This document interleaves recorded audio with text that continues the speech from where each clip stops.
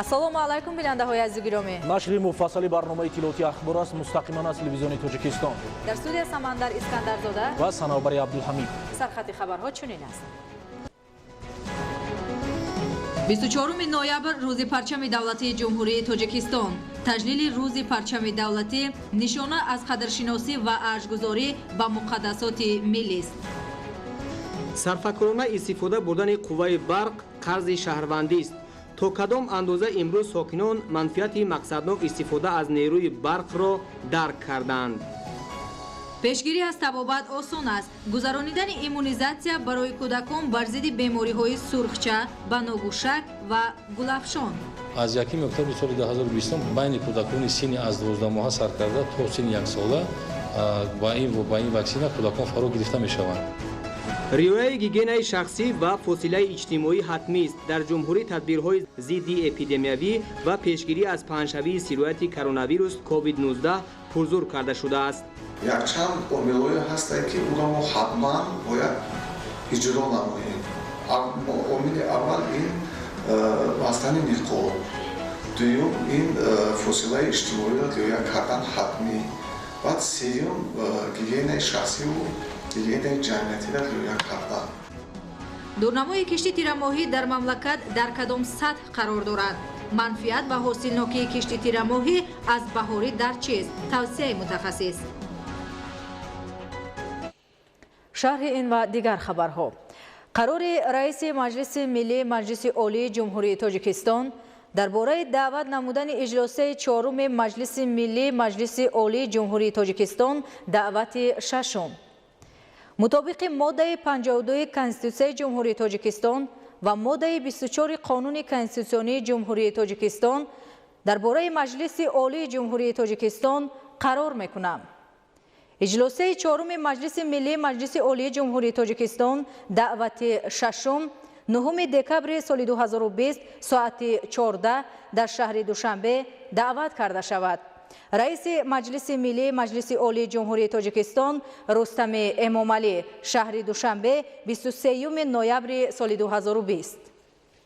шӯрои маҷлиси миллии маҷлиси олии ҷумҳурии Тоҷикистон иттилоъ медиҳад ки дар иҷлосияи чоруми маҷлиси миллии маҷлиси олии ҷумҳурии Тоҷикистон даъвати шашум баррасии Қонуни Конститутсионии ҷумҳурии Тоҷикистон оид ба ворид намудани тағйир ба Қонуни Конститутсионии ҷумҳурии Тоҷикистон дар бораи мақомоти прокуратураи ҷумҳурии Тоҷикистон, Қонуни Конститутсионии ҷумҳурии Тоҷикистон оид ба ворид намудани илова ба Қонуни Конститутсионии ҷумҳурии Тоҷикистон дар бораи мақомоти маҳаллии ҳокимияти давлатӣ, Қонуни ҷумҳурии Тоҷикистон дар бораи ворид намудани тағйир ба Кодекси ҷиноятии ҷумҳурии Тоҷикистон, Қонуни ҷумҳурии Тоҷикистон дар бораи ворид намудани илова ба Кодекси мурофиавии иқтисодии ҷумҳурии Тоҷикистон, Қонуни ҷумҳурии Тоҷикистон оид ба ворид намудани илова ба Қонуни ҷумҳурии Тоҷикистон дар бораи маориф, Қонуни ҷумҳурии Тоҷикистон оид ба ворид намудани тағйиру иловаҳо ба Қонуни ҷумҳурии Тоҷикистон дар бораи аудити дохилӣ дар ташкилотҳои бахши давлатӣ,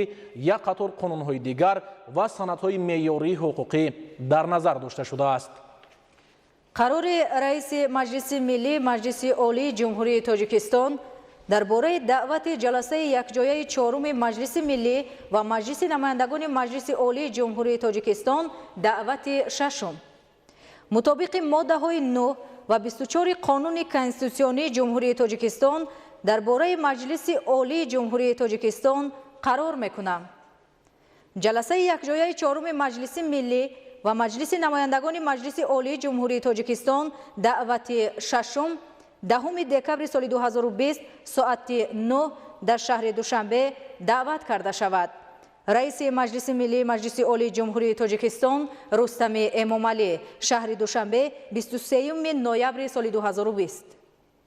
шӯрои маҷлиси миллии маҷлиси олии ҷумҳурии Тоҷикистон иттилоъ медиҳад ки дар ҷаласаи якҷояи чоруми маҷлиси миллӣ ва маҷлиси намояндагони маҷлиси олии ҷумҳурии Тоҷикистон даъвати шашум мутобиқи моддаи 55 Конститутсияи ҷумҳурии Тоҷикистон тасдиқи фармонҳои президенти ҷумҳурии Тоҷикистон дар бораи озод ва таъин намудани аъзои ҳукумати ҷумҳурии Тоҷикистон дар назар дошта шудааст. бинандаҳои гиромӣ барномаи ахборро идома медиҳем. طبق اطلاع وزارت تندرستی و حفظ اجتماعی اهالی جمهوری تاجیکستان سطح گرفتارشوی با بیماری کرونا ویروس نو کووید 19 در جمهوری علل خصوص پایتخت مملکت شهر دوشنبه کاهش یافته است. کاهش یافتن سطح گرفتارشوی با این بیماری نباید سبب بی‌اعتنایی نسبت به توصیه‌های طبیبان گردد. قاعده‌های بهداشتی باید به طور قطعی رعایت کرده شود. گزارش همکاران ما. имрӯзҳо хушбахтона сатҳи гирифторшавӣ ба бемории коронавируси нави COVID-19 дар ҷумҳурӣ алалхусус дар шаҳри Душанбе коҳиш ёфта истодааст, ки ин натиҷаи дастгириҳои бевоситаи пешвои миллат президенти ҷумҳурии Тоҷикистон муҳтарам Эмомалӣ Раҳмон ва раиси шаҳри Душанбе муҳтарам Рустами Эмомалӣ мебошад. қобили зикр аст, ки аз рӯзҳои аввали ба қайдгирии бемории COVID-19 бо дастгирии мақомоти иҷроияи ҳокимияти давлатии шаҳри Душанбе ҷиҳати пешгирӣ ва табобати ин беморӣ муассисаҳои тандурустии пойтахти кишвар бо таҷҳизот ва лавозимоти тиббӣ таъмин гардиданд. бояд гуфт, ки айни замон дар муассисаҳои сатҳи беморхонавии шаҳри Душанбе 8 нафар беморон бо ин беморӣ бистарӣ буда, инчунин дар сатҳи дармонгоҳӣ ё худ табобати хонагӣ 17 нафар бемор табобат мегиранд. ҳамзамон дар муассисаҳои сатҳи беморхонавии шаҳри Душанбе 63 нафар беморон ва дар сатҳи дармонгоҳӣ бошад 30 нафар беморон бо илтиҳоби шуши баъди ковидӣ табобат мегиранд. бо мақсади омодагӣ ба ҳолати эҳтимолии мавҷи дуюми бемории коронавируси нави COVID-19 мақомоти иҷроияи ҳокимияти давлатии шаҳри Душанбе корҳои назаррасро ба анҷом расонид. махсусан айни ҳол дар шаҳри Душанбе барои табобати ин гуна беморон зиёда аз 1000 кат пешбинӣ гардида, ҳангоми зарурат 2000 кати дигар омода мебошанд.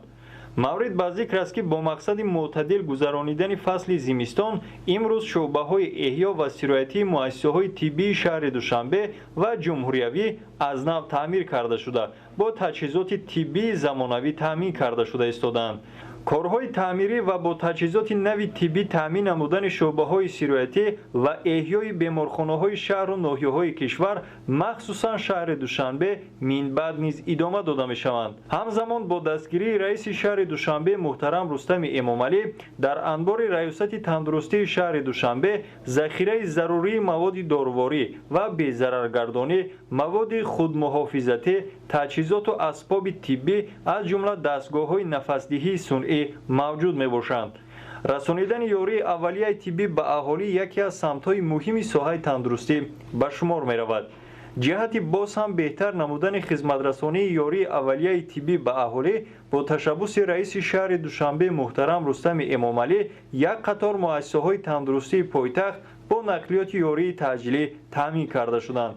бояд гуфт, ки дар давраи паҳншавии бемории коронавируси нави COVID-19 саҳми кормандони ёрии таъҷилии пойтахт ҷиҳати расонидани ёрии тиббӣ ба аҳолӣ хеле назаррас мебошад.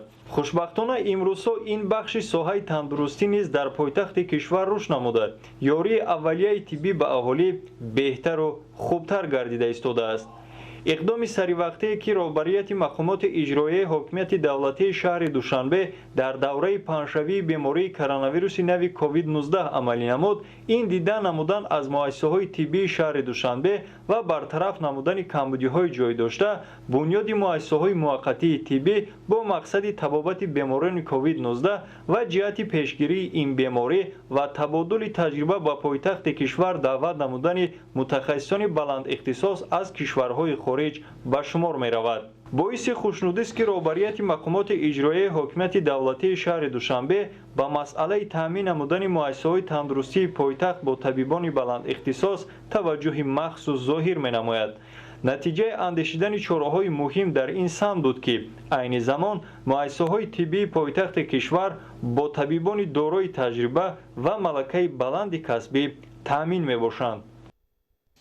طبق اطلاع ستاد جمهوریوی اوید با پرزور نمودن تدبیرهای ضد اپیدمیوی و پیشگیری از پنجشنبه سیروت کرونا ویروس کووید 19 در جمهوری تاجیکستان در اکثر کشورهای منطقه و جهان موج دوم این بیماری سیروت خروج کرده است. تجربه دیگر دولتان نشان داده است که بعد کاهش یافتن سطح گرفتارشوی اهالی به این بیماری بنابر رعایت نگردیدن قاعده‌های گیگینی شخصی و جمعیتی инчунин бениқобҳои муҳофизатии тиббӣ гашту гузор намудани одамон панҷшавии сирояти коронавирус COVID-19 дар бисёри давлатҳо дубора авҷ гирифтааст. ҷиҳати пешгирӣ аз бемории сироятии коронавирус дар ҷумҳурии Тоҷикистон ҳама гуна чорабиниҳои оммавӣ ба муносибати соли нави мелодии 2021 манъ карда шуд. тафсилоти бештар дар гузориши Манучеҳри Сулаймон.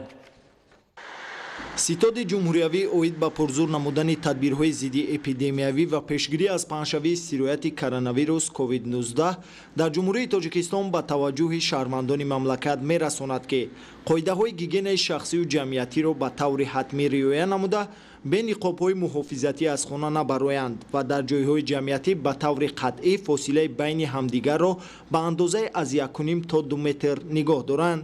асоси авҷгирии коронавирус ин аз беаҳамияти ҳамин одамо рӯ мезанад. якчанд омилҳое ҳастанд ки ӯро мо ҳатман бояд иҷро намоем. омили аввал ин бастани ниқоб, дуюм ин фосилаи иҷтимоиро риоя кардан ҳатмӣ, баъд сеюм гигиенаи шахсиву гигиенаи ҷамъиятиро риоя кардан.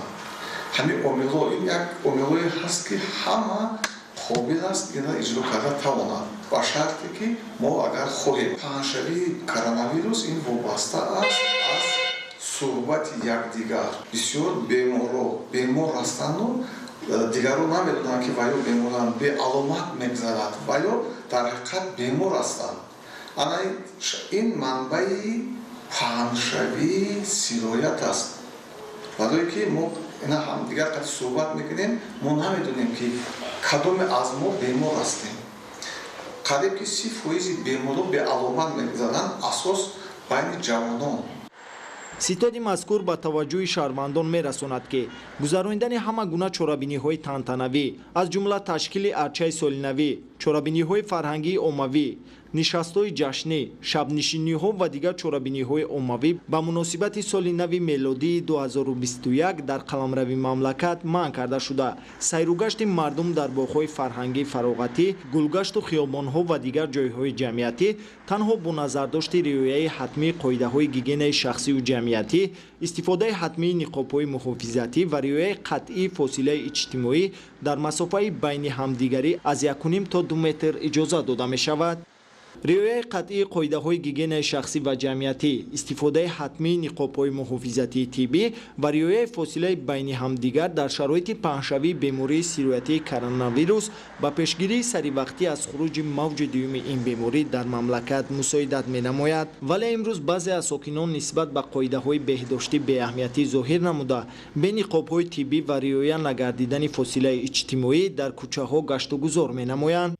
гигиенаи шахсӣ омиле ҳаст ки мо шароит фароҳам созем, то ки дар онҷа зиндагии мӯътадил шароит кунему аз якдигар ё ки аз дастони ношуст таъсир мерасонанд, ҳамаи онҳо барои мо безарар бошад. ин ҳамин аст гигиена.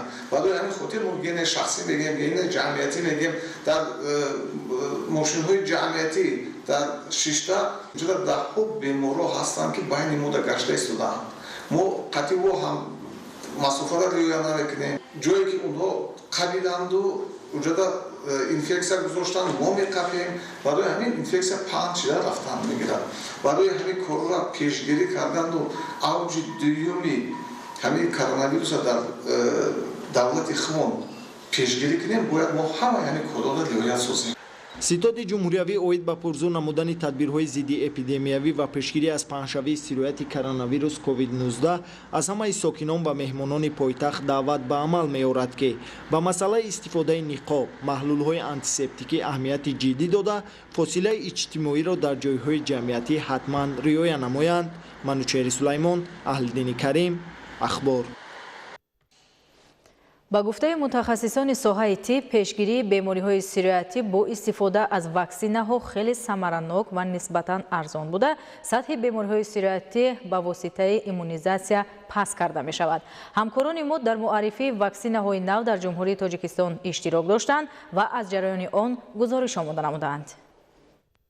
рушду пешрафти ҳар як давлат аз солимии аҳолии он вобаста мебошад. ҳукумати ҷумҳурии тоҷикистон ба хотири беҳтар намудани инфраструктури соҳаи тандурустӣ ва баланд бардоштани сатҳи хизматрасонии тиббӣ ба аҳолӣ бо ҷалби маблағҳои буҷетӣ, ҷалби сармоя ва саҳми соҳибкорону шахсони саховатпеша иншооти соҳавиро таъмир ва бунёд намуданд, дастгоҳу таҷҳизоти муосири соҳавӣ дастрас намуданд. иммунизатсия ин сармоягузорӣ ба солимии некуаҳолии кӯдакон мебошад. бо ихтирои ваксинаҳо қисми зиёди кӯдакон бар зидди бемориҳои сурхча, баногӯшак, гулафшон, гулузиндонак, кабудсулфа, кузоз ва фалаж таъсирнопазир мебошад. бояд гуфт ки дар доираи амалисозии барномаи нави миллии иммунопрофилактика дар ҷумҳурии тоҷикистон барои солҳои 2021-2025 дар соли 2022 воридкунии ваксинаи зидди сироятӣ пневмококи пешниҳод карда шудааст. бо ҳамин мақсад имрӯз дар муассисаи давлатии маркази иммунопрофилактикаи вазорати тандурустӣ ва ҳифзи иҷтимоии аҳолии ҷумҳурии тоҷикистон конференсия бо иштироки мутахассисони соҳаи тибби кишвар доир ба пешгирии бемориҳои сироятӣ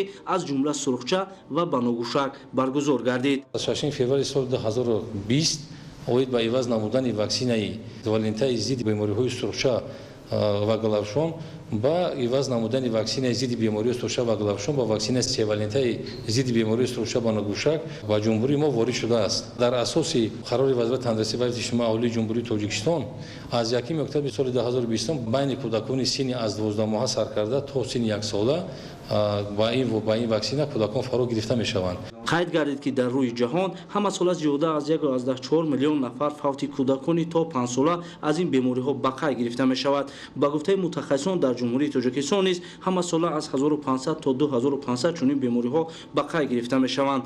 хушбахтона сатҳи ин намуди беморӣ нисбат ба дигар кишварҳои дунё хеле дар ҷумҳуриямон паст мебошад. бо мақсади пешгирӣ аз ин бемориҳо дар мамлакат аз тарафи ҳукумати ҷумҳурии тоҷикистон пайваста чораҷӯӣ карда мешавад. оғоз аз соли 2020 дар ҷумҳурӣ ваксина бар зидди бемории баногӯшак ва тақвими миллии иммунизатсия ворид кардааст. тибқи нақша аз 23 ноябри соли равон иммунизатсияи кӯдакон бар зидди баногӯшак бо истифода аз ваксинаи се валентаи сурхчаи баногӯшак, гулафшон дар синни 1 солагӣ ва иммунизатсияи такрорӣ бошад дар синни 6 солагӣ гузаронида мешавад. аз ин ро ҳар як падару модар бояд ба ин масъала ки ба солимӣ ва ояндаи кӯдакон равона гардааст масъулиятро дучанд ҳис намуда оғоз аз имрӯз барои гузарондани иммунизатсияи кӯдакон ба муассисаҳои тандурустӣ муроҷиат намоянд. идомаи ахбор. парчами давлатии ҷумҳурии тоҷикистон рамзи озодӣ, ваҳдату ягонагӣ, сарчашмаи ҳамдигарфаҳмиву иттиҳоди мардуми кӯҳанбунёди тоҷик маҳсуб меёбад. парчами давлатӣ дар иҷлосияи 16-уми шӯрои олии ҷумҳурии тоҷикистон қабул ва тасдиқ гардидааст. бо назардошти арҷгузорӣ ва ҳифзи арзишҳои милливу давлатӣ ҳамасола рӯзи 24 ноябр ҳамчун рӯзи парчами давлатии ҷумҳурии тоҷикистон таҷлил мешавад. шарҳи бештари мавзӯъ дар таҳияи Нуриддини Қурбон. аввалин парчаме ки дар иҷлосияи 16-уми шӯрои олии ҷумҳурии тоҷикистон қабул гардида буд дар осорхонаи миллии тоҷикистон ҳифз гардидааст. матои парчами давлатӣ ки муаррифгари миллати тоҷик дар арсаи ҷаҳони имрӯза аст бо супориши бевоситаи асосгузори сулҳу ваҳдати миллӣ пешвои миллат президенти ҷумҳурии тоҷикистон муҳтарам Эмомалӣ Раҳмон моҳи июни соли 2007 дар рӯзҳои таҷлили 15-умин солгарди иҷлосияи 16-уми шӯрои олии ҷумҳурии тоҷикистон ба осорхонаи миллии тоҷикистон супорида шуд. аз ин пас матои парчами давлатӣ дар шӯъбаи таърихи нав ва навтарини толори истиқлоли осорхонаи миллии тоҷикистон манзури тамошобинон гардидааст. парчам ҳамчун рамзи давлатӣ дар таърихи давлатдории тоҷикон мақоми хоса дошта тибқи сарчашмаҳои таърихӣ ин суннати аҷдодӣ таърихи беш аз 4000 сола дорад. парчами давлатӣ барои ҳар як халқу миллат ва давлатҳо муаррифгари он мебошад, зеро ки қабул гардидани парчами давлатии ҷумҳурии тоҷикистон ва бо иродаи халқи матини тоҷикистон дар сатҳи конститутсия яъне моддаи 3 конститутсияи ҷумҳурии тоҷикистон пешбинӣ кардани рамзҳои давлатӣ аз ҷумла парчами давлатии ҷумҳурии тоҷикистон ифодагари он аст ки он воқеан ҳам рамзҳои асолати миллӣ мебошад ва халқи тоҷикистонро ба ҷаҳониён муаррифӣ мекунад. бояд гуфт ки ҳар давлату миллат дорои нишонаҳо ва муқаддасоти хоси худ мебошад ки парчами давлатӣ аз зумраи онҳо маҳсуб мешавад. яке аз ин муқаддасоте ки таҷассумгари симои миллии давлати тоҷикистони соҳибистиқлол аст парчами давлатӣ мебошад. мардуми тоҷик низ ҳамчун миллати кӯҳанбунёд аз замонҳои қадим соҳиби парчами худ буд. парчам ҳанӯз аз замонҳои қадим рамзи давлатдорӣ, шукӯҳу ифтихор ва нангу номус буд. парчами давлатии ҷумҳурии тоҷикистон дар пештоқи созмони милали муттаҳид парафрохта шудааст. ин нишонаи он аст ки давлатҳои ҷаҳон моро ба мисоли ана ҳамин парчами давлатии ҷумҳурии тоҷикистон мешиносанд ва медонанд ки дар харитаи ҷаҳон ватани тоҷикистони соҳибихтиёр, демократӣ, ҳуқуқ бунёд, дунявӣ ва ягона мавҷуд мебошад. бояд зикр намуд ки парчами давлатӣ ифодагари ягонагию соҳибихтиёрӣ, иттиҳоду сарҷамъӣ, нангу номус, ватандӯстиву меҳанпарастӣ ва ҳуввияти миллии мардуми кӯҳанбунёду бофарҳанги мо буда волотарин мақсаду мароми тоҷиконро дар ҷилои рангҳои худ инъикос менамояд. нуриддини қурбон, аҳлиддини карим, убайдуллои сайвалӣ барои барномаи ахбор. парчами давлатии ҷумҳурии тоҷикистон дар нахустин солҳои истиқлол қабул карда шуда аз муқаддасоти миллӣ ба ҳисоб меравад. парчами давлатӣ нишонаи ҳастӣ ва пойдории давлату миллат аст. бахшида ба рӯзи парчами давлатии ҷумҳурии тоҷикистон дар ташкилоту муассисаҳо чорабиниҳо баргузор карда шуд. гузориши ҳамкорони мо. бахшида ба рӯзи парчами давлатии ҷумҳурии тоҷикистон дар суди олии иқтисодӣ ҳамоиш баргузор гардид ки дар он доираи васеи кормандони соҳа иштирок намуданд. парчаму парчамдорӣ яке аз рамзҳои давлатдорӣ буда бахусус дар таърихи давлатдории тоҷикон мақоми хоса дорад. тибқи сарчашмаҳои бостоншиносӣ парчамдории мардуми мо таърихи тӯлонӣ дорад. зимни баромад таъкид гардид ки тавре аз таърихи давлатдории ориёиҳо бармеояд ҳокимони давр барои ифода кардани мавҷудияти давлати худ рамзу нишон, ишора, аломат ва дигар воситаҳоро қабулу истифода мекарданд. парчами давлатӣ ифтихори ҳар як шаҳрванди тоҷикистони соҳибистиқлол, ифодагари иттиҳоду сарҷамъӣ, нангу номус, ватандӯстиву ватанпарастӣ ва ҳуввияти миллии мардуми фарҳангии мо мебошад ва мақсаду мароми созандаи тоҷиконро дар ҷилои рангҳои худ инъикос намудааст. мувофиқи қонуни ҷумҳурии тоҷикистон дар бораи рӯзҳои ид ҳамасола дар қаламрави мамлакат 24 ноябр ҳамчун рӯзи парчами давлатӣ бо ифтихор аз давлату давлатдорӣ ҷашн гирифта мешавад. равобити дӯстиву ҳамкорӣ аз ҷумла робитаҳои дипломатӣ ва иқтисодиву фарҳангии ҷумҳурии тоҷикистон бо бисёр кишварҳои хориҷӣ дар солҳои истиқлоли давлатӣ густариш ёфтаанд. давлати мо узви комилҳуқуқи созмони милали муттаҳид ва дигар ташкилоту созмонҳои бонуфузи байналмилалӣ гардида имрӯз парчами миллии мо дар қатори парчами дигар кишварҳо дар пештоқи созмонҳои баландпояи ҷаҳонӣ ҷойгузин гардидааст ки ин мояи ифтихору рӯҳбаландӣ мебошад. ба ифтихори рӯзи парчами давлатии ҷумҳурии тоҷикистон ки ҳамасола 24 ноябр таҷлил мегардад, имрӯз дар вазорати саноат ва технологияҳои нави ҷумҳурии тоҷикистон чорабинӣ баргузор гардид ки дар он роҳбарият ва кормандони вазорати саноат ва технологияҳои нави ҷумҳурии тоҷикистон иштирок ва суханронӣ намуданд. таъкид шуд ки парчаму парчамдорӣ яке аз рамзҳои давлатдорӣ буда дар таърихи давлатдории тоҷикон мақоми хоса дорад. парчами давлатӣ ифтихори ҳар як шаҳрванди тоҷикистони соҳибистиқлол, ифодагари иттиҳоду сарҷамъӣ, нангу номус ва ҳуввияти миллии мардуми фарҳангии мо мебошад ва мақсаду мароми созандаи тоҷиконро дар ҷилои рангҳои худ инъикос намудааст. зикр шуд ки парчами давлатӣ ҳамчун зуҳуроти муҳими арзишманди миллӣ эътиқод ва эътимод пайдо карда дар конститутсияи ҷумҳурии тоҷикистон дар баробари нишон ва суруди миллӣ парчами давлатиро рамзи давлатӣ эълон карда онро ба ҳайси яке аз унсурҳои бунёди сохтори конститутсионӣ ва давлатдории миллӣ эътироф намуд. ҳамчунин зикр гардид ки парчами давлатӣ барои мо тоҷикон ифтихор аз гузашта ва фардои халқ, нишонаи бақои миллат, давлату ватан, ваҳдати миллӣ, ҳуввияти миллӣ ва беҳтарин василаи тарбияи насли наврасу ҷавон дар рӯҳияи ифтихори миллӣ ва ҳифзи арзишҳои волои таърихиву фарҳангии халқамон мебошад. дар кумитаи бехатарии озуқавории назди ҳукумати ҷумҳурии тоҷикистон низ бахшида ба рӯзи парчами давлатии ҷумҳурии тоҷикистон ҷамъомад доир гардид. дар чорабинӣ кормандони дастгоҳи марказӣ ва дигар зерсохторҳои кумита иштирок карда вобаста ба таърихи пайдоиш, аҳамият ва гиромӣ доштани парчами давлатии ҷумҳурии тоҷикистон маъруза карданд. зикр карда шуд ки парчами давлатии ҷумҳурии тоҷикистон рамзи соҳибистиқлолӣ ва рукни муҳими давлатдории тоҷикон аст. парчами давлатии ҷумҳурии ҷумҳурии тоҷикистон 24 ноябри соли 1992 қабул гардида ин сана ҳамасола дар саросари ҷумҳурӣ ҳамчун рӯзи парчами давлатӣ бо шукӯҳу шаҳомат таҷлил карда мешавад. парчам дар радифи дигар муқаддасоти миллӣ, конститутсия, нишони давлатӣ ва суруди миллӣ яке аз рамзҳои давлатдорӣ мебошад ки аз ҳастии миллат ва давлати воҳид шаҳодат медиҳад. дар Федератсияи иттифоқҳои касабаи мустақили Тоҷикистон бахшида ба рӯзи парчами давлатӣ ки ҳамасола 24 ноябр бо муаррифии дастовардҳо ва ифтихори баланд аз даврони соҳибистиқлолии кишвар таҷлил карда мешавад ҷамъомад баргузор гардид. дар ҷамъомади идона оид ба таърихи парчам ба нақшу ҷойгоҳи ин рамзи миллӣ дар раванди давлатдорӣ табодули афкор сурат гирифта аз таърихи парчамдории тоҷикон ёдоварӣ карда шуд. таъкид гардид ки парчами озодӣ ва соҳибдавлатии халқи тоҷик дар иҷлосияи таърихӣ ва сарнавиштсози 16 шӯрои олии ҷумҳурии тоҷикистон қабул гардида баъдан 24 ноябри соли 2009 рӯзи парчами давлатӣ эълон шуд ва мардуми сарбаланди тоҷик ҳамасола аз ин саҳна бо ифтихори баланд истиқбол мекунанд. ливои зафару нусратҳои мардуми кишвар ҳамаи моро ба сӯи ояндаи неку дурахшони ватани азиз ҳидоят менамояд. иброз шуд ки имрӯз мардуми сарбаланди тоҷик нишони садоқатро баланд бардошта аз дурахши рангу ҷилои зебоии он ифтихор мекунанд. таҳкими рукунҳои муҳими давлатдорӣ, ҳифзи арзишҳои миллӣ ва ифтихор аз дастовардҳои соҳибистиқлолӣ ва озодӣ дастоварди низоми судманди давлатдорист ки дар шароити кунунӣ бо кафолати рушду тараққиёти давлат арзёбӣ мешавад. парчами давлатии тоҷикистони соҳибистиқлол низ ҳамчун муаррифгари давлату миллат дар роҳи эъмори давлатдории навини тоҷикон, пайвастани он бо ҷомеаи ҷаҳонӣ ва ҳифзи манфиатҳои миллию давлатӣ, таъмини сулҳу субот ва ҳуқуқу озодиҳои инсон нақш дорад.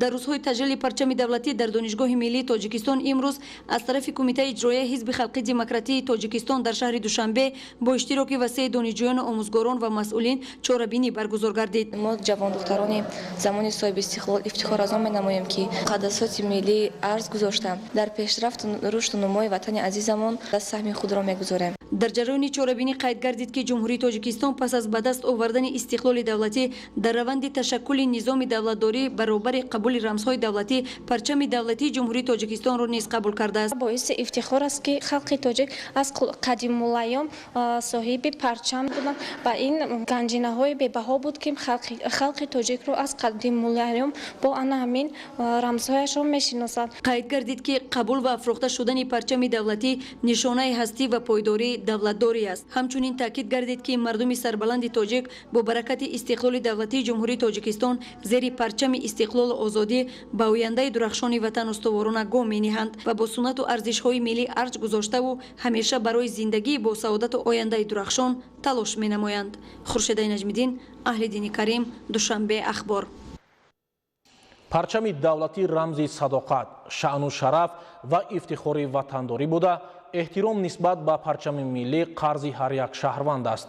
зеро парчам рамзи соҳибистиқлолӣ, ватандорӣ, соҳибдавлатӣ ва ҳастии миллат аст. гузориши ҳамкорони мо аз ҷараёни чорабиниҳои тантанавӣ бахшида ба рӯзи парчами давлатии ҷумҳурии тоҷикистон дар шаҳру ноҳияҳои мамлакат.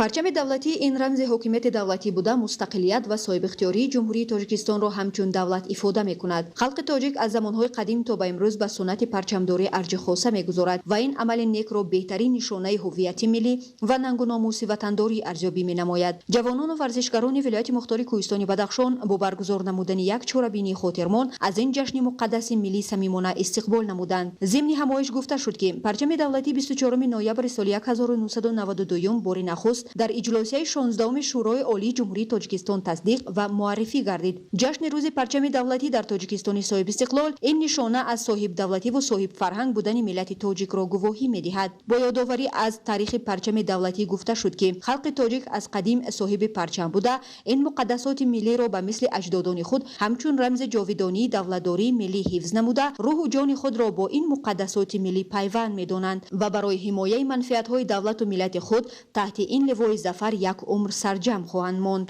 امروز ما جوانان ورزشگران ولایت مختار کوهستان بدخشان و تمام جوانان جمهوری زیر همین پرچم جمهوری تاجیکستان سرجم شده بهر آباد و زیبا گرداندن وطن عزیزمان و باز هم معرفی نمودن وطن عزیزمان تاجیکستان صاحب استقلال در عرصه بین‌المللی تمام سعی و کوشش و مهارت و ملکه خود را به خرج می‌دهیم. در چهاربینی بخشیده به روز پرچم دولتی اشتراکداران در موضوعهای پرچم دولتی افتخار ملی و رمز استقلالیت، پرچم رمز دولتداری ملی با معروضه‌های جالب برآمد نموده ذکر داشتند که امروز جوانان به مقدسات ملی احترام دارند و به تاریخ و تمدن فرهنگ والای ملت تاجیک ارج خاصه می‌گذارند. چنین چهاربینی تنتنوی با اشتراک هیئت شخصی و جزو تام‌های ریاست وزارت کارهای داخله در بینای ریاست وزارت کارهای داخله ولایت مختار کوهستان بدخشان برگزار گردید. پرچم دولتی صاحب استقلال تاجیکستان همچون رمز بخت و سعادت، سرسبزی و خرمی و سربلندی ملت و دولت تاجیکان دانسته شده، آن هدف‌های سازنده این ملت تمدن آفر را در بلندترین منبر و قصرهای منطقوی و بین الخلقی جلوه‌گر می‌نماید که باعث افتخار ما تاجیکستانیان می‌باشد. گفته شد که جمهوری تاجیکستان در خریطه سیاسی عالم همچون دولت صاحب استقلال دموکراتی، حقوق بنیاد و دنیوی اعتراف گردیده، صاحب پرچم، نشان، سرود ملی و اسعار ملی خود گردید که این مقدسات همچون معرفگر کشورمان در عرصه عالم می باشند و تجلیل روز پرچم در ضمیر هر یک فرد احساس خودشناسی، خودآگاهی، وطندوستی و افتخار از استقلال و آزادی را افزون می گرداند. پرچم ملی افادگری اقبال و استقلال، اتحاد و سرجمی، ننگ و آری وطنداری و هویت ملی است که والاترین مقصد و مرام خلق تاجیک را در خود تجسم نموده است. ساکنان ولایت سوخت عید روز پرچم دولتی جمهوری تاجیکستان را با افتخار از این مقدسات ملی استقبال و جشن میگیرند. پرچم دولتی جمهوری تاجیکستان این رمزی صاحب استقلالی و صاحب اختیاری دولت تاجیکستان است. پرچم دولتی جمهوری تاجیکستان این یک معرفگری خلق تاجیک در عرصه جهانی می باشد. پرچم دولتی جمهوری تاجیکستان در برابر رمز دولتداری، صاحب استقلالی و خودشناسی بودن همچنین ما را به آینده درخشان ملت راهنمون می‌سازد، به کارهای سازندگی و آبادانی و بنیادکاری راهنمون می‌سازد. پرچم این وطنداری است، پرچم این ننگ و آر است. پرچم دولتی چون تمام ساکنان کشور راهنمای اهل جامعه ولایت سوخت در تحکیم دولتداری، سازندگی و بنیادکاری و رشد و ترقی ساحه‌های گوناگون میباشد. تاکید یافت که ساکنان ولایت تحت پرافشانی پرچم استقلالیت و دستاوردها نائل میشوند. ساکنان ولایت سوخت از آن افتخار دارند که روز پرچم را در فضای صلح و وحدت و یگانگی، بنیادکاری و سازندگی تجلیل می‌نمایند. هر یک ساکن ولایت در برابر افتخار از پرچم دولتی احترام این مقدسات ملی را همچون رمز دولت و دولتداری، همچون ثروت گرانبهای ملی به جا آورده، قدر و منزلت، نقش و اعتبار پرچم دولتی را و نسل‌های امروز و آینده ترغیب می‌نمایند. در شهر خوجند، در مرکز همه شهر و ناحیه‌های ولایت، جماعت شهرک و دهات بنیاد گردیدن پایه‌های بلند پرچم دولتی شهادت مقدس دانستن و احترام اهل جامعه ولایت و پرچم دولتی جمهوری تاجیکستان میباشد. در ولایت سوخت پایه پرچم دولتی میدان و گلگشت‌ها در اساس لایحه‌های جالب که در آنها پرچم همچون مقدسات ملی، ننگ و آری وطنداری و مایه سربلندی انعکاس یافته‌اند بنیاد کرده می‌شوند. این لایحه‌های پرچم دولتی همچون افادگری استقلالیت، سربلندی ملت و رمز دولتداری تاجیکان میباشد. لایحه‌کشان بر آن کوشیدند که در لایحه‌ها شکوه و شهامت پرچم دولتی نشان داده شود. در همه شهر و ناحیه‌ها در اطراف پایه پرچم دولتی میدان سبز و گلگشت‌های زیبا ساخته شده‌اند که این مقصد و مرام خلق تاجیک را بهر آبادی و سرسبزی تاجیکستان ifade می‌نماید. اکثر لایحه‌های پایه، میدان و گلگشت‌های پرچم دولتی در مرکز شهر و ناحیه‌ها و جماعت شهرک و دهات با سهم کارگران و متخصصان شرکت ساختمانی کمم 44 ناحیه باباجان غفورов تطبیق گردیده ساختمانچیان در بنیاد آنها مهارت خاصه نشان دادند.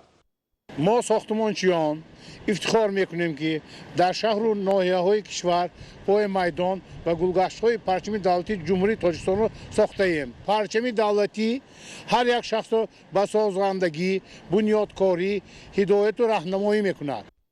این میدان و گلگشت‌های نظرربای پرافشان پرچم دولتی سرچشمه افتخار و سربلندی از صاحب استقلالی، نشان ثبات و آرامی و سرسبزی تاجیکستان صاحب استقلال بوده. همگان را به بنیادکاری و سازندگی‌ها بهر سهمگذاری در شکوفایی وطن راهنمون و هدایت می‌نماید. روزالی رحمان، دلشاد یوسفی، ولایت سوخت، اخبار.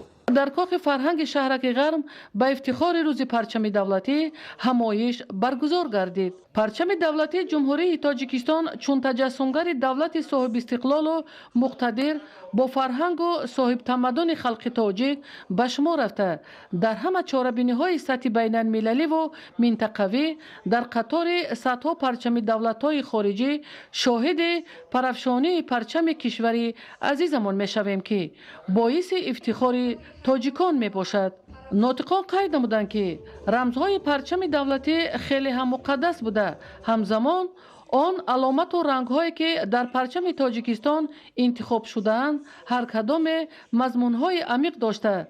در آنها اگر از یک طرف گذشته کشور ما تجسم یافته باشد، از طرف دیگر چون میراثبر ارزش‌های فرهنگی و اخلاقی، معنوی و علمی تا به امروز افاده یافته است. تاکید شد که پرچم دولتی چون رمز دولتداری ملت تاجیک به شمار رفته، همگان شکرانه تاجیکستان استقلال و پرچم دولتی را به جا آوریم، زیرا آنها مقدسات هر فرد وطندوست ملت تاجیک به شمار می رود.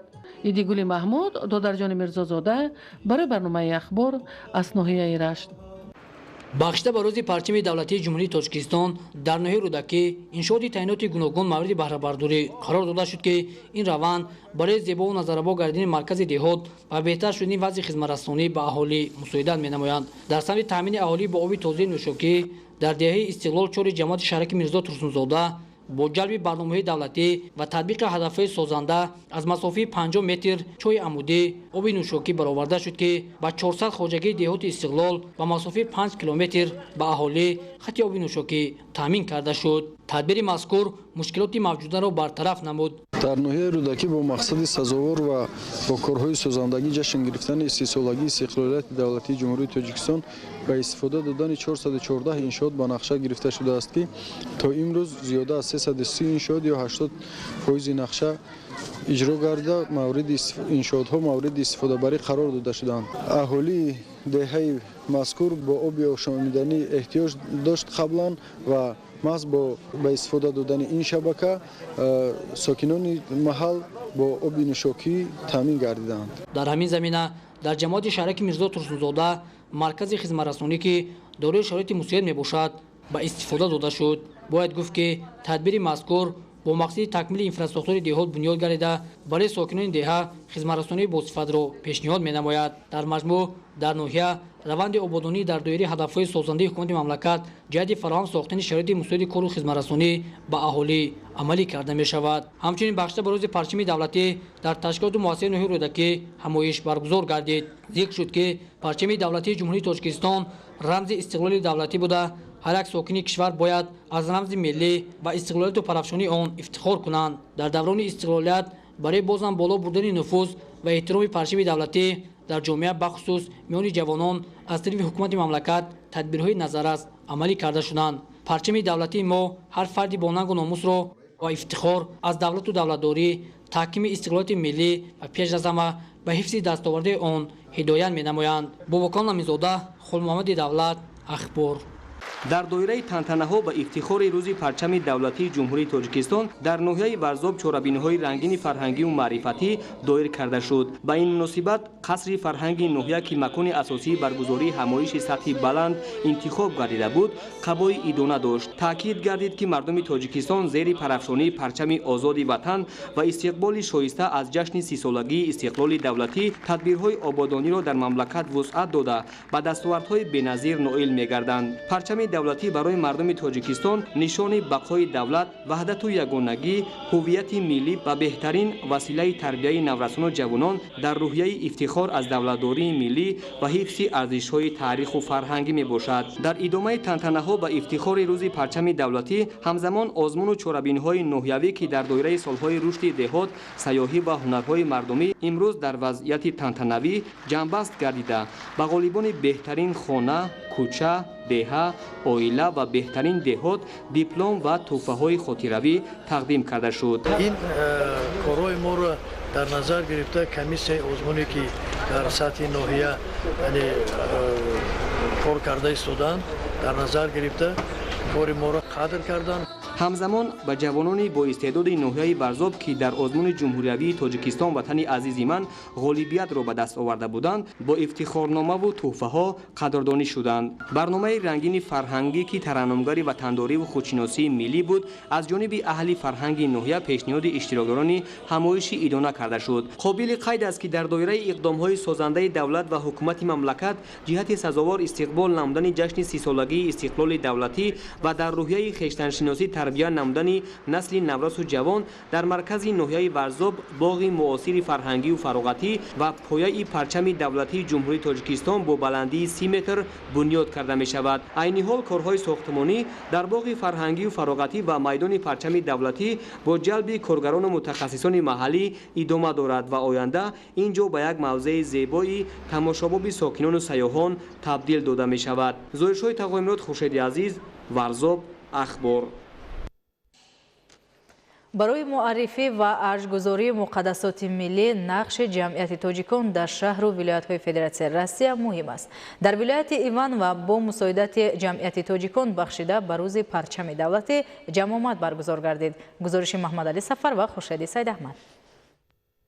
дар баробари ҷашн гирифтани дигар санаҳои таърихӣ ва арҷ гузоштан ба муқаддасоти миллӣ ки василаи баландбардоштани ҳисси худшиносӣ ва ватандӯстии ҷавонони наврасон ба шумор меравад, ҳамасола бо мусоидати масъулони ҷамъияти тоҷикон дар вилояти Ивановаи Федератсияи Россия дар робита ба рӯзи парчами давлатӣ ҷамъомад баргузор карда мешавад. парчами давлатӣ ҳамчун муқаддасоти миллӣ ки муаррифгари кишварамон дар арсаи байналмилалӣ мебошад, зимни баргузории чорабинҳои гуногун партовафшонӣ намуда ҳамватанонамон бо ифтихору сарфарозӣ ба он арҷ мегузоранд. аснои баргузории ҷамъомад оид ба таърихи пайдоиши парчам, иштирокчиён изҳори назар намуда нақши онро дар муттаҳидию ба ҳамоӣ ва муаррифии шоистаи давлату миллат муҳим арзёбӣ намуданд. имрӯзҳо мардуми шарифи Тоҷикистон зери парафшонӣ парчами давлати худ барои истиқболи сазовори ҷашни муқаддаси бузургии миллӣ 30-солагии истиқлоли давлатӣ саъи кӯшиш карда истоданд. ҳадафҳои бузурги созандагиро амалӣ месозанд. дар ин раванд парчами давлатӣ барои мардуми шарафманди Тоҷикистон ҳамчун рамзи ватандорӣ, нангу номус, худшиносию худогоҳӣ ва ваҳдати миллӣ хизмат мекунад ва ба мо дар ҷодаи ободию созандагии сарзамини аҷдодиамон рӯҳи илҳоми тоза мебахшад. масъулони ҷамъияти тоҷикони вилояти Иванова дар самти ҳифзу нигаҳдошти суннату оинҳо ва арҷгузорӣ ба муқаддасоти миллӣ фаъолияти назаррас дошта бо баргузории тадбирҳои мухталиф таъриху фарҳанги пурғановатамонро ба намояндагони дигар халқу миллатҳо муаррифӣ менамоянд. Маҳмадалӣ Сафар, Хуршед Сайдаҳмад аз вилояти Ивановаи Федератсияи Россия барои барномаи ахбор. мавзӯи дигар мукаммал гардидани низоми барқрасонӣ дар ҷумҳурӣ, яъне бунёду ба истифода додани нерӯгоҳҳои нави хурду бузурги обӣ, хатҳои баландшиддати барқӣ ва зеристгоҳҳо, инчунин таъмиру таҷдиди иқтидори мавҷуда ва боз чандин пешравиҳои дигари соҳа истифодаи мақсаднок ва сарфакории аҳолӣ аз нерӯи барқро тақозо мекунад. ин лаҳза ҳамкорамон Садриддини Сироҷиддин вазiri соҳаи энергетикаи мамлакатро шарҳ медиҳад. дар заминаи фаъолияти шабонарӯзии мутахассисон ва мукаммал будани таҷҳизоти соҳа низоми барқрасонӣ ба аҳолӣ ва корхонаву ташкилоти ҷумҳурӣ таъмин мегардад, дар сурате ки муштариён маданияти истифодаи нерӯи барқро риоя намуда дар пардохти ҳаққи барқи истифода гардида масъулият ҳис намоянд. ин омил дар рушду пешрафти соҳа низ замина мегузорад. бо истифодаи мақсаднок ва сарфаҷӯии нерӯи барқ аз ҷониби муштариён миқдори зиёди об дар обанборҳои нерӯгоҳҳои мамлакат захира гардида истеҳсоли бештари нерӯи барқро таъмин менамояд. дар ин маврид мақоли халқии қатра қатра ҷамъ шавад дарьё шавадро ба ёд овардан айни муддаост. кормандони хадамоти назорати давлатӣ оид ба назорат дар соҳаи энергетика зимни гузарондани корҳои назоратӣ дар баробари истифодаи ғайриқонунии нерӯи барқ, инчунин таҷҳизоти ғайристандартии барқӣ пайвасткунии номувофиқи ноқилҳоро низ ошкор намудаанд. тибқи нақша чорабиниҳо мо ба тамоми субъектҳои хоҷагидор, корхонаҳо ва аҳолии кишвар дастурҳо оиди омода омодагӣ ба мавсими тирамоҳу зимистон ва махсус буклетҳо ҳастанд ки дар бораи сарфакоронаи самаранок истифода бурдани нерӯи барқ дастрас менамоем. Чӣ гунае ки мо дида истодем, дар баъзе мавридҳо, дар баъзе корхонаҳо дастурҳои моро саривақт ва пурра комил иҷро наменамоянд. Ин хунукназарӣ боиси он мегардад ки талафоти нерӯи барқ дар система зиёдтар гардад. Масалан, хоб дар гиреҳҳо нуқтаҳои пайваст дуруст пайваст накардани ноқилҳо боиси зиёд гардидани талафот мешавад ва риоя накардани қоидаҳои талаботҳои қоидаҳои техникии бехатари ин оқибатҳои ногувор дорад. истифодаи таҷҳизоти ғайристандартии барқӣ омили аз меъёр зиёд сарф шудани нерӯи барқ гардад, бетартиб ва ноустувор гузарондани ноқилҳо талафоти нерӯи барқро ба миён меорад. чунин бетартибӣ дар ноҳияи фирдавсии пойтахт, ин ҳам дар атрофи ду зеристгоҳи трансформаторӣ ки тавассути онҳо соҳибкорони хурду миёна фаъолияти худро пеш мебаранд, мушоҳида гардид. Истифодаи трансформаторӣ 21 номоле ки мо мебинем, талаботҳои қоидаҳои техникаи бехатари гирди истгоҳи трансформатории намуди деҳот, ина СКТП мегӯянд, бояд таворабандӣ карда шуда бошад, аммо накардааст. ё ки васлу насби ноқилҳо ки мо ҳоло дар он ҷо шоҳиди он гардидем, аз рӯи талаботҳои қоидаҳои сохтори дастгоҳи барқӣ ба роҳ монда нашудааст. мутахассисон мегӯянд шахсони масъулро борҳо огоҳ намуданд, вале пай бартараф намудани камбудӣ намешаванд. моҳи август ба ин корхонаҳо ҳамаш дастурҳо додагем. ҳамин гуна бетартибӣ дар шаҳру ноҳияҳои тобеи марказ низ зиёд ошкор гардидаанд. дар давоми 10 моҳи соли ҷорӣ аз ҷониби кормандони хадамоти давлатӣ оид ба назар дастурҳои мемлекат дар шаҳри ноҳияи тобеи ҷумҳур 62 адад протоколҳои ҳуқуқвайронкунӣ нисбати шаҳрвандон тартиб дода чораҳо андешида шуданд.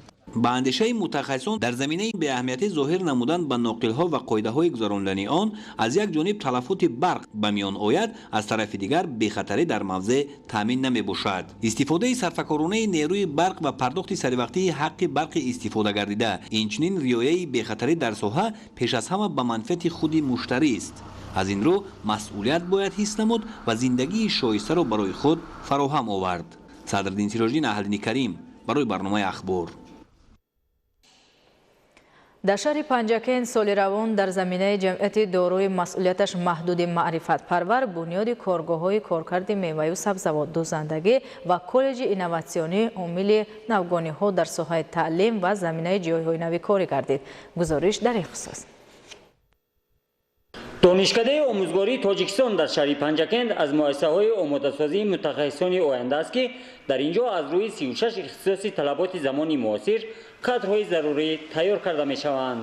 дар назди донишкадаи мазкур барои таълиму тарбияи донишҷӯён бо донишҳои замон коллеҷи инноватсионӣ ташкил гардидааст ки аз муассисаҳои асосии дорои шароити хуби ҷавобгӯи стандартҳои ҷаҳонӣ мебошад. дар коллеҷи инноватсионӣ донишҷӯён аз рӯи 8 ихтисос бо истифода аз баъзаи модди техникии мавҷуда дониш меомӯзанд. дар донишкада ҳамзамон баробари таълими ҷавонону наврасон бо ташкили ҷамъияти дорои масъулияти маҳдуди маърифатпарвар ду коргоҳи нави истеҳсолӣ, коргоҳи коркарди меваю сабзавот, хушккунӣ ва коргоҳи дӯзандагии духти либосҳои миллӣ, мактабӣ ва корӣ ба сокинону мутахассисон ҷойҳои нави корӣ фароҳам оварда шуд. мо тасмим гирифтем ки барои доимӣ кор кардани дастгоҳҳои хушк кардани меву сабзавот, дастгоҳҳои дӯзандагӣ аз тарафи бонувони шаҳри деҳот ва муаллимаҳои донишҷӯёни донишкада хеле хуб ба роҳ монда шудааст ва онҳо дар ду бахш оғози кор карда истоданд ва шароитҳои хеле хуб фароҳам оварда шудааст. айни замон дар анборҳо ва сархонаҳои корхона барои коркарду тайёр сохтани маҳсулот беш аз 500 тонна меваю сабзавот аз хоҷагоҳи деҳқонӣ харидорӣ ва захира карда шудааст. дар коргоҳи дӯзандагии ҷамъияти дорои масъулияти маҳдуди маърифатпарвар бошад бо насби дастгоҳҳои замонавии дӯзандагӣ 120 нафар занону духтарон ба кори доимӣ фаро гирифта шуданд ва дар коргоҳ духти либосҳои мактабӣ ба хонандагон, корӣ ва ба завқмандон бошад либосҳои миллию аврупоӣ омода карда мешавад. имрӯз тамоми кӯшу ғайрати хешро баҳри хештаншиносӣ, худшиносӣ, меҳнатдӯстӣ, рӯй овардан ба илму ҳунари ҷавонон бештар ҷалб карда шудааст ва ба ҳамин равона имрӯз фаъолияти меҳнатии худамонро бештар ба роҳ мондаем. дар баробари коргоҳҳои коргарди меваи сабзавот ва дӯзандагӣ در نزد جمعیت دارای مسئولیت معرفت پرور حوض ماهی پروری تشکیل یافته است که از راه‌های حفظ زیاد کردن ذخیره‌های ماهی به حساب می‌رود.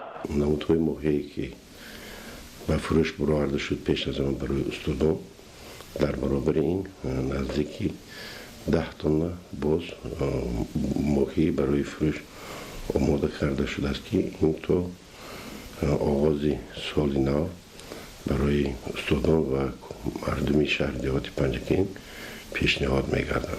حالا در دایره استقبال شایسته از جشن 30 سالگی استقلالیت دولتی جمهوری تاجیکستان با اختتام مأموریت مؤسسه ساختمان بینای تعلیمی با 72 صنفخانه‌های نو برای تعلیم جوانان و 30 دفتر کاری به آموزگاران ادامه دارد که در زمینه آن برای فراهم آوردن شرایط خوبی تعلیم در انشاءات نو، آثارخانه، کتابخانه، مجلسگاه با 450 جای نشست و مرکز تعلیمی فاصلوی با اتاق‌های کاری در نظر داشته شده روند کارها سرعت دارند. با ساخته به استفاده دادن کارگاه دوزندگی، کارخانه کارکرد میوه و سبزیجات، حوض ماهی پروری و بینای نوی تعلیمی در شفت بیناها بازبنیاد کارگاه استحصال مواد ساختمانی، خشت، قبورهای آبگذر از محصولات پرتاب شده پلاستیکی و بنیاد کارگاه کارکرد و آماده سازی شربت و داروواری فعالیت می‌کند.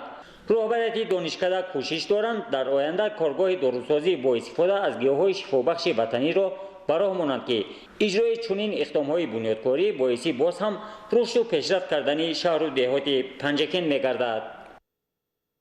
برنامه اخبار را ادامه می‌دهیم. کشاورزان ناحیه رودکی زمینро мақсаднок و самаранок истифода бурда дар як сол 2-3 ҳосил ба даст меоранд. муҳаммад муъминзода гузориш медиҳад.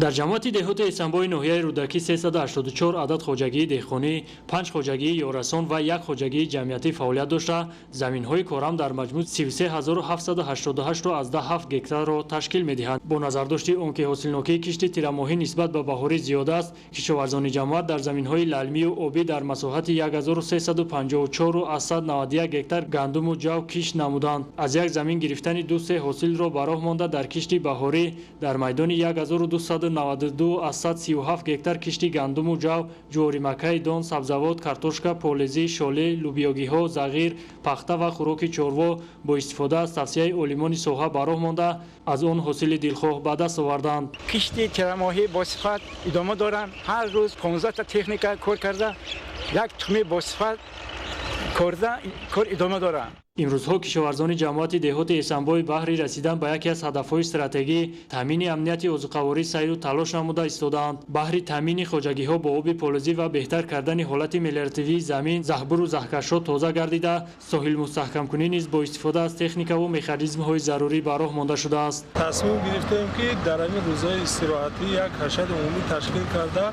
کانال چنگاب رو که سال‌های طولانی از سنگ و لایقاب پر شده است و برای ساحل مستحکم کنی همین تکنیک‌ها و مردم به این جمع آمدند که از خوجگی‌دارانی که از همین کانال استفاده میبرند آب را به پورگی استفاده می‌کنند. با نظر داشت تامین کردن زمین‌های للمی با نمی کافی کشاورزان جماعت دهات اسنبای ناحیه رودکی در زمین‌های للمی کشتی تیرماهی را رونق می‌بخشند. کشاورزان تصمیم دارند با استفاده مقصدناک زمین، رعایت قاعده‌های خاص و انتخاب تخمی به اقلیم مساعد در تامین امنیت عضوقواری سهم مناسب گذارند. محمد مومنزاده و عبیدالله سیولی، اخبار. با استفاده از روزهای مساعد فصل تیرماه کشاورزان ناحیه شهرستان ولایت سوخت شدگاری زمین را برای کشت تیرماهی و بروقت کارتوشکا وسعت می‌بخشند. خوجگی‌داران باید در میدان 4700 گکتار غله‌دانگی‌ها و 2450 گکتار کارتوشکا کشت نمایند. ادامه موضوع در گزارش مضبوط بابازاده از ناحیه شهرستان. سال روان کشاورزان همه شکل‌های خوجگی‌داری ناحیه شهرستان در میدان 2001 گکتار با استفاده از تخم‌های خوش‌صفتی در ناحیه استحصال گردیده و مطابق شده کشت کارتوشکا دایر نموده از هر گکتار به حساب میانه 250 سنتنری به اصطلاح نان دوم جمع آوری ذخیره و با این وسیله در پرغناوت گردیدن بازار استعمالی و دسترخوان ساکنان شهر و نواحی ولایت سوخت سهم مناسب همراه نمودند. امروز با استفاده از روزهای مناسب فصل تیرماه کشاورزان جهت گذاشتن زمینه مستحکم و کشت کارتوشکای بروقتی سال 2021 مزرعه‌های کارم آبی را طبق طلبات پیشرفته رشد کرده اگروتکنیکی تخت و هموار و شدگار و ماله کرده ایستادند. همروزه توسط تراکتورها و ماشین‌آلات کشاورزی 50-60 گکتار میدان برای کشت آماده کرده می شوند. در نتیجه سال زیاد گردیدن فایده صافی اقتصادی و درآمد از استحصال و فروش کارتوشکا خوجگیداران همسالا میدان کشت کارتوشکا را وسیع کرده ایستادند. اگر سال روان کارگران و اجاره‌کاران خوجگی در میدان 32 گکتار کشت کارتوشکا گذرانیده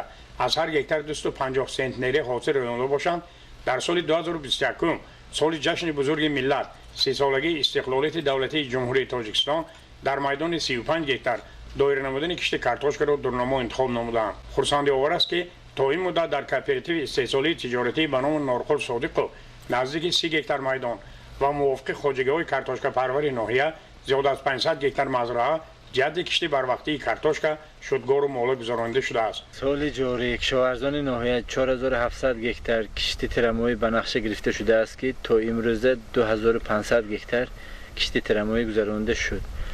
باز کشت ترمایی ادامه دارد. ما نیت داریم که از آب و هوای مساعد استفاده برده کشتی ترمایی را به سامان رسانیم. کشتی ترمایی در مزرعه‌های للمه نظر به تاکید متخصصان و دهقانان کاردیده در ناحیه شهرستان پس از باریدن باران و برف فرصت تازه میگیرد. از همین لحاظ پس از بارشات روزهای قبلی همروزه توسط تکنیک ماشین‌آلات کشاورزی در خوجگی‌های دهقانی انفرادی اویلوی و کوپراتیوهای استحصالی تجارتی شدگار و کشتی ترمایی به انجام رسانده می شود. مزبوط بابازاده از ناحیه شهرستان ولایت سوگ برای برنامه اخبار. بیننده های گرامی چنین بودن خبرهای برای این ساعت آماده شده. خیر تان صحت و خانه آباد باشد.